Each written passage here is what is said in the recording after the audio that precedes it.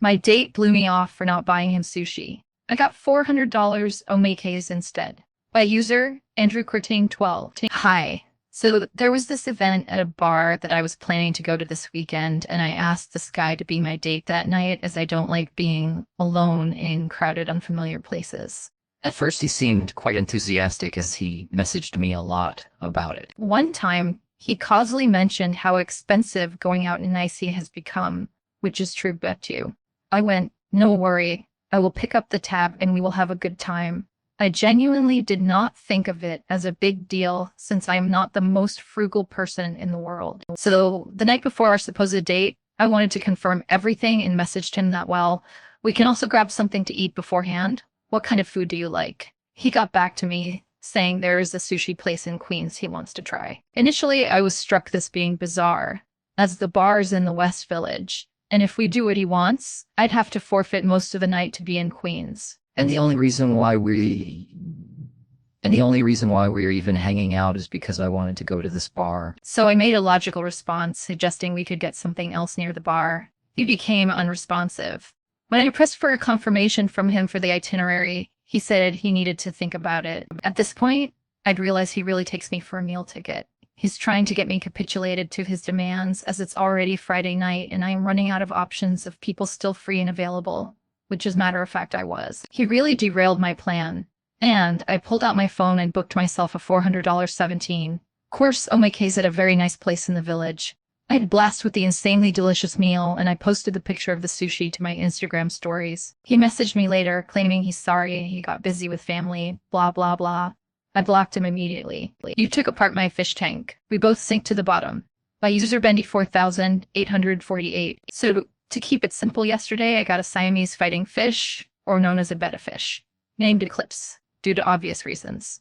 I unfortunately didn't have a proper aquarium for it, so I made one out of a large storage container from Home Depot, plastic, a coffee mug, sponge filters, air pump, and a little bit of sand. Wasn't perfect, but it would do until then. So my aunt complains earlier this morning that why you got this big-ass container for this small-ass fish, and it don't need all that shit.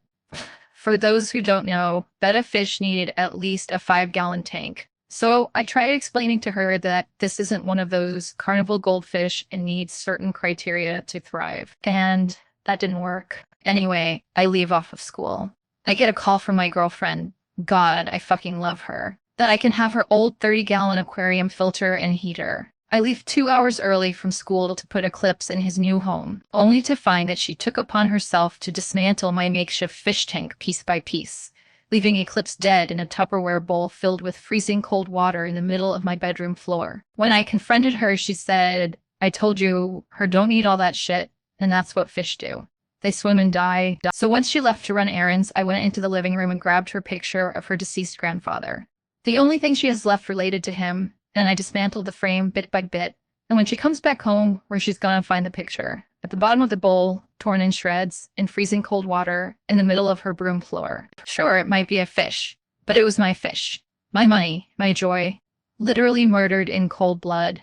Well, tonight she's gonna learn just how little things can make a big difference. Swim in peace, Eclipse, who lasted as long as her namesake. The person held up the lift, so I pressed the lift button on every floor on the walk down.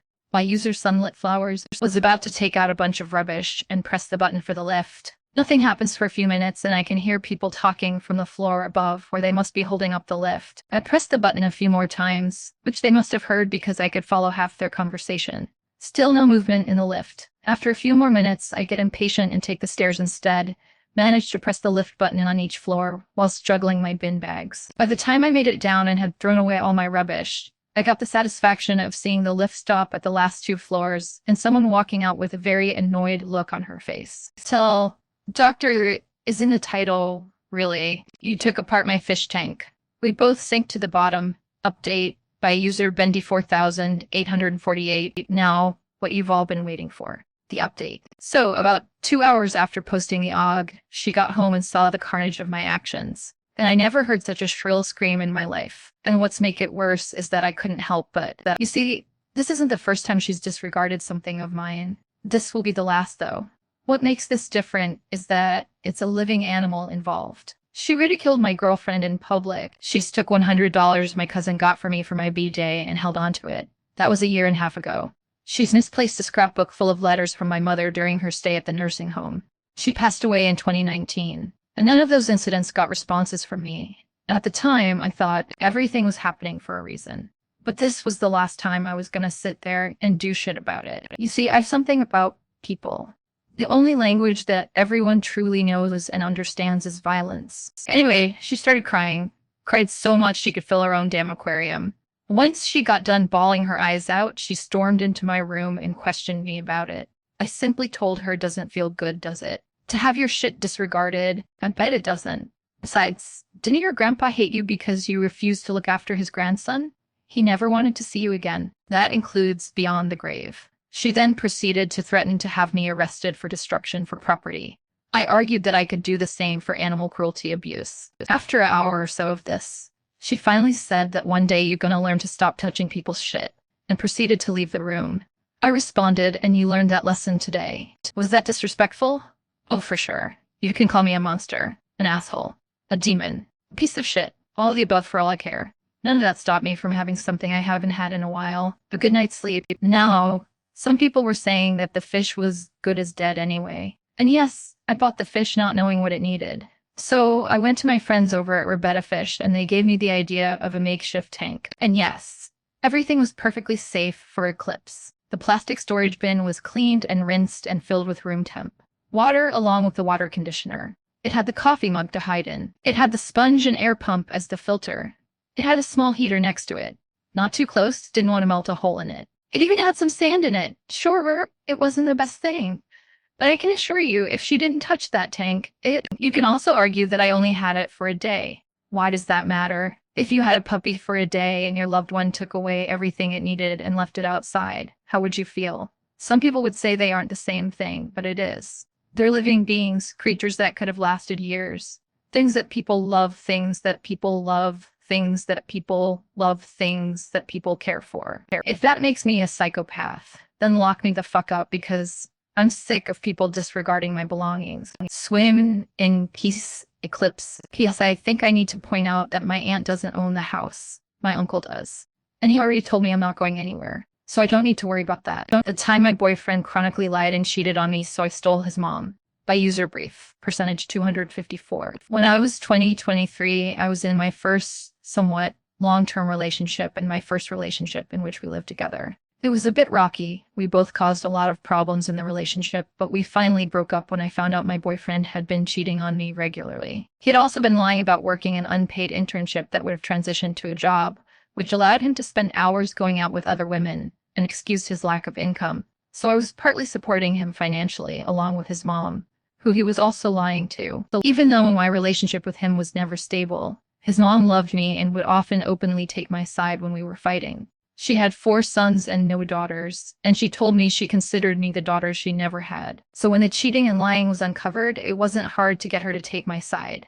She was the person I went crying to, and I told her that this is the sort of thing you cry about to your mom, and since I don't have a relationship with my own mom, I was glad she was there for me to talk to. She was, of course, furious with him for lying to us both, effectively scamming us out of our money, and for cheating on me. Even when he complained to her about everything I had done wrong in the relationship, she refused to believe him because in her eyes, I could do no wrong. She sat him in front of a computer and made him apply for jobs in front of her, then supervised his job search process the way one might supervise a child cooking for the first time.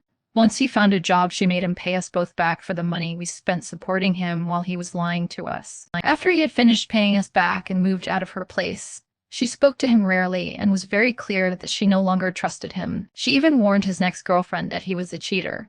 And from what I've since heard, she was right too, as he has apparently cheated on other girlfriends since. She and I remained close until she passed away 2 years ago. She was one of the maybe 3 people I've ever felt I could be truly vulnerable with. She was the only person I told about a particularly difficult mental health situation I was going through, and I really did start to see her as a surrogate mother. Tell, Doctor, my boyfriend cheated on me and lied to me and his mother to get us to financially support him. When it was uncovered, I managed to get her to unequivocally take my side, and she remained closer to me than to him for the rest of her life.